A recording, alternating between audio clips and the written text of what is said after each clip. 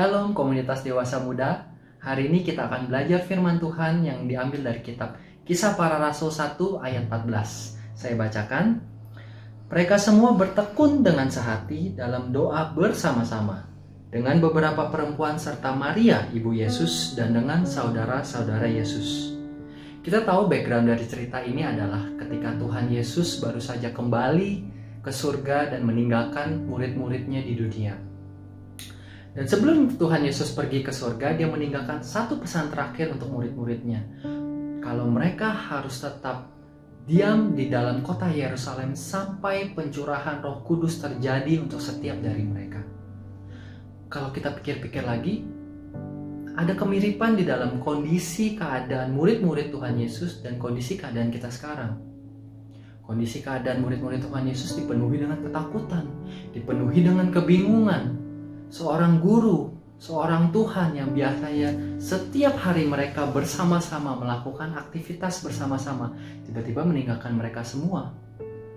Tetapi kita tahu cerita selanjutnya di ayat-ayat selanjutnya, ketika mereka tetap setia di dalam kota Yerusalem, mereka tetap berdoa, pencurahan Roh Kudus terjadi setiap dari pribadi mereka.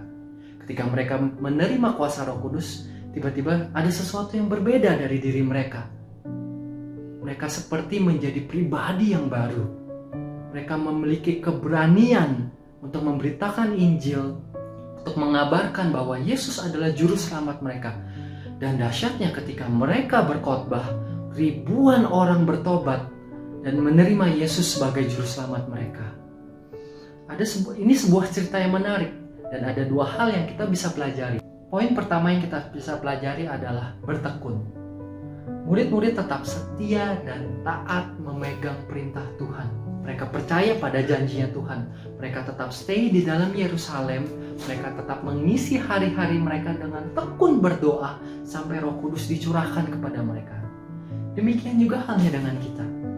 Khususnya di kondisi-kondisi seperti ini, kita harus mengisi hari-hari kita dengan tekun berdoa. Ayo kita bangun mezbah pribadi kita. Kita jalin komunikasi dengan Tuhan. Ingat, janji Tuhan adalah ya dan amin. Ketika kita tekun berdoa, Tuhan sudah menyediakan yang terbaik di depan sana. Poin kedua yang bisa kita pelajari dari ayat ini adalah sehati dalam doa bersama-sama. Kalau teman-teman sekalian di rumah pernah menonton channel Nat Geo, di mana di dalam channel tersebut sering diputar video kalau seekor singa sedang berburu mangsanya. Dan kita bisa perhatikan ketika singa itu berburu mangsanya, dia hanya menangkap mangsa yang terlepas dari kawanannya.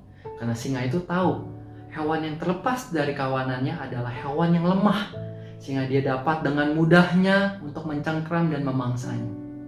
Demikian juga dengan kita, teman-teman.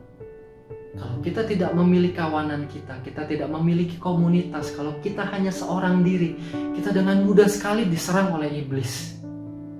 Puji nama Tuhan, aku sendiri tergabung dalam komunitas 2PM dan aku juga tergabung dalam KUL, di mana setiap seminggu sekali kita mengadakan KUL via Zoom online, di mana di dalam KUL tersebut kita bisa memuji bersama-sama dengan teman-teman kita.